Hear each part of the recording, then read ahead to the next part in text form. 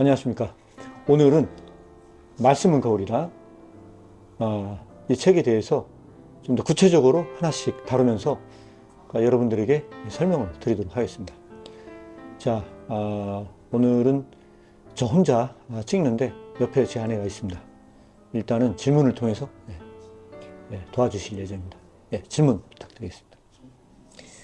네, 그 실은 이제 말씀만 봐도 되고 성도는 예, 그리고 이제 또 시중에 근데 이제 이거를 돕기 위해서 시중에 그 성경 공부 교재라고 나와 있는 책들이 예, 엄청 많죠. 예, 뭐 대형 교회 이렇게 이름만 들으면 알만한 그런 목사님들이 쓰신 그런 교재도 많고요. 예. 그런데 이 책을 성경 공부를 위해서 성경을 더 잘 알고 내 삶에 적용할 수 있도록 돕기 위해서 다른 책이 아닌 이 책을 써야 된다. 예. 그렇게 말씀하실 수 있는 어떤 정말 특별화된, 차별화된 뭔가 있나요? 예, 굉장히 좋은 질문을 해주셨습니다. 그래서 이 질문에 대해서 딱 한 가지만 제가 점검하고 오늘 마무리를 하도록 하겠습니다.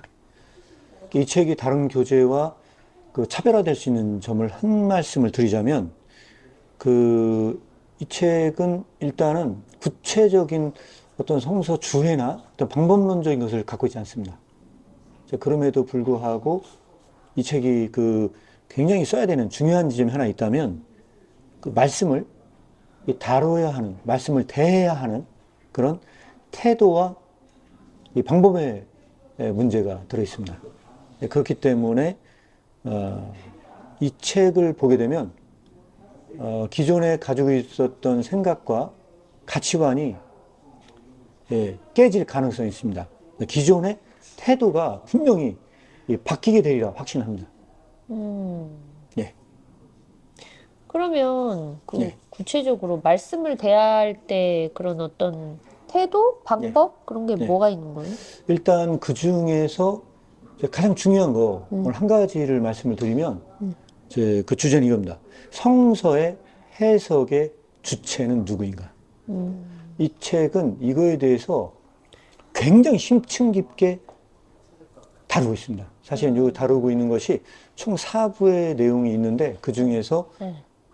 일부의 내용이 사실 이 전체를 다 할애하고 있다고 봐도 과언이 아닐 만큼 굉장히 중요한 내용이 바로 이 성서 해석의 주체의 문제입니다. 예, 성경 말씀을 해석하는 주체가 누구인가? 예, 그러면 성경을 읽을 때 이렇게 말씀을 해석한다?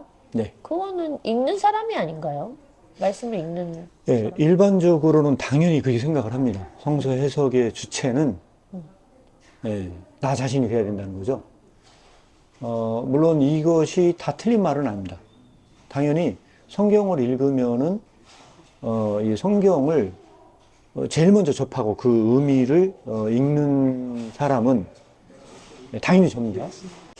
그래서 주체 문제를 지금까지 다뤘는데 여러분들이 이 책을 보시게 되면 명확하게 말씀 해석의 주체는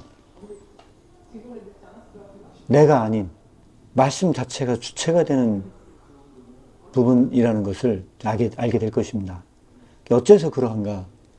이거는 굉장히 중요한 측면이 하나가 있습니다. 여러분들이 쉽게 이해하기 위해서,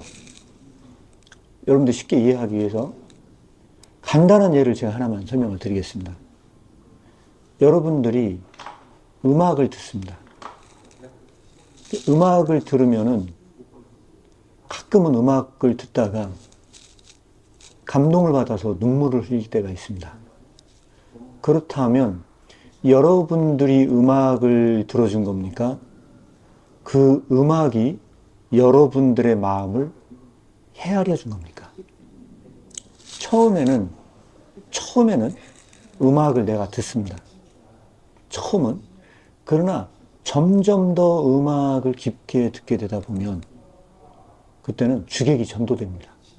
그때는 음악을 내가 듣기만 하는 게 아니고 음악이 나의 마음을 헤아려 줄 때 그게 진정한, 예, 어떤 의미에서는 음악을 그 듣는 것이라고 말할 수 있지 않겠는가.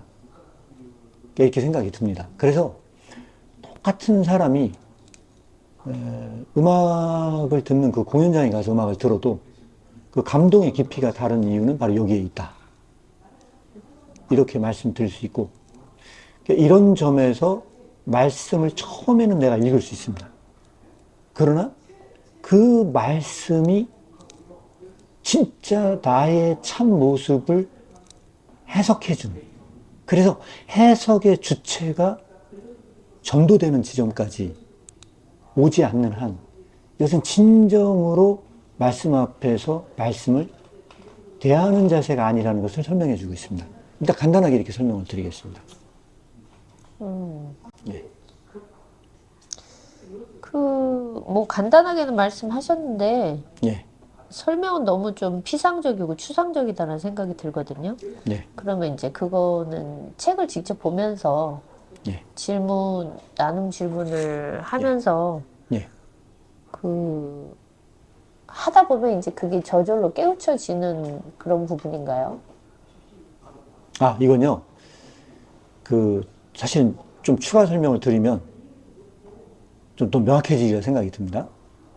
이 추가 설명은 뭐냐면요. 말씀이 거울인 비유를 잘 생각해 보시면 됩니다. 예, 말씀이 거울인 경우는, 내가 거울에 의해서 해석이 되는 겁니다. 따지고 보면. 왜냐면 거울 속에 있는 나를 본다는 것은 그 거울이 나의 모습을 비춰주고 있는 거거든요. 마치 그것처럼 말씀이 거울인 경우는, 예? 말씀이 거울인 경우는 말씀이 나의 전 존재가 어떤 존재인지를 다 보여줍니다. 예. 그래서 그때는, 예, 내가 말씀을 보는 게 아니고 말씀을 통해서 나의 존재가 확인되는 겁니다.